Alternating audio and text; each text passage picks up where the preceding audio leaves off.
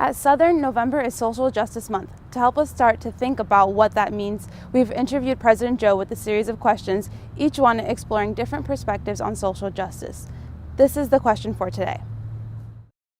So, how can students with seemingly opposing perspectives have productive dialogues about social justice? Yeah. Well, this has certainly been a controversy at colleges and universities all over the country, hasn't it? Yeah. And I think my first piece of advice is to listen before you speak. And that's an important concept. You and I don't have to agree. But shouting me down and stopping me from speaking is not a solution.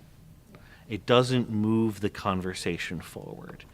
It doesn't solve a problem.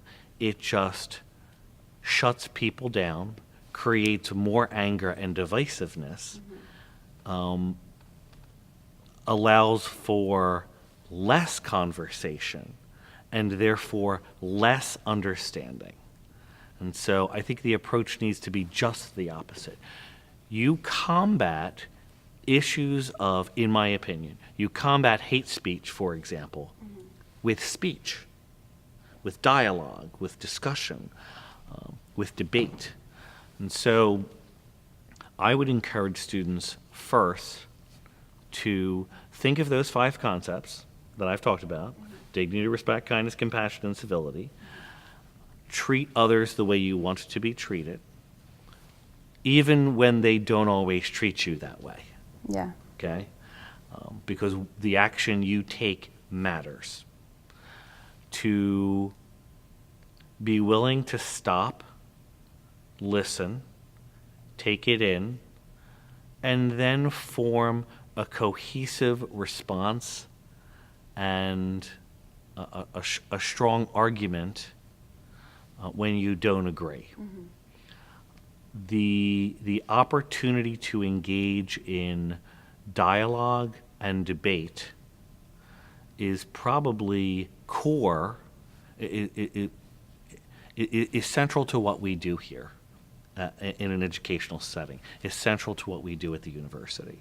And so if, for example, we were to invite a controversial speaker to campus, Yeah. I would have an expectation that folks would allow that person to speak.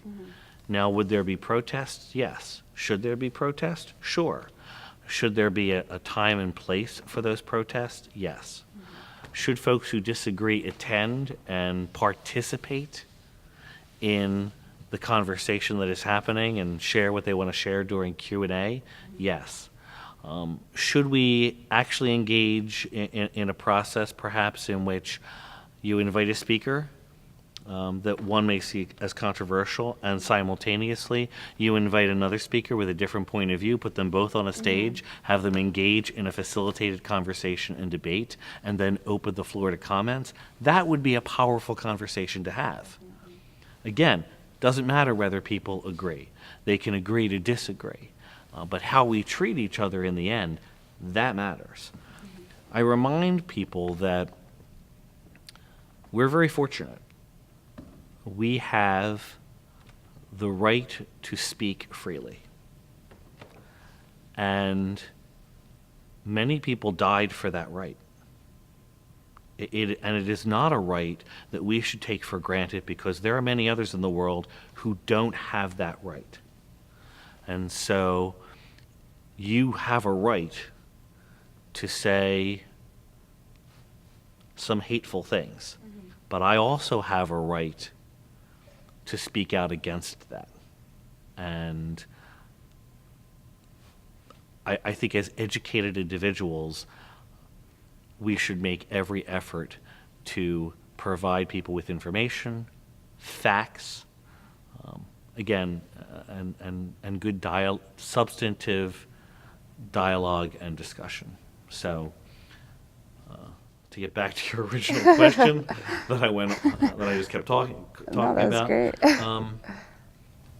Listen, participate, and think through your argument, and confront speech with speech. Definitely. I think you nailed it on, sorry, I messed up the phrase, but you answered that perfectly. Because a lot of times I think that people like to listen with the intent of responding rather than taking it in and actually hearing their side. So I share, Bahar, it's interesting. I remember after the election last year, and you were part of this group, there were a number of students who came together in front of the library to talk about DACA and to talk about immigration. And they were very passionate about their feelings.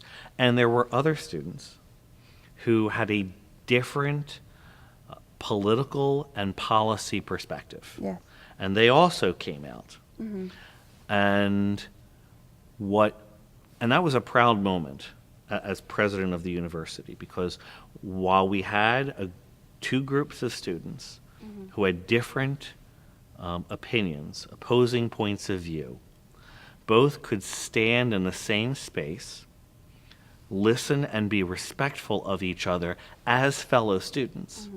And I even recall a handful of students grabbing the megaphone and saying, while I don't agree with you related to policy, I support you as a person. Yeah, that was so great to hear. It was good for you to hear, and it was a very, very powerful moment, I think, for our community. And I think that it is a good example for others to follow in terms of how we deal with these issues and how we engage in the conversation. Yeah, we definitely posed a peaceful and supportive climate, even though we were on opposing sides. And I think that's what a lot of Southern has instilled in us, is to do just that. Have everyone say what they want to say and still be respectful of one another. So stay tuned for more from President Joe on Social Justice Month. For more information on what's happening on campus, visit socialjustice.southernct.edu. I am Bahar Musa, and see you next time.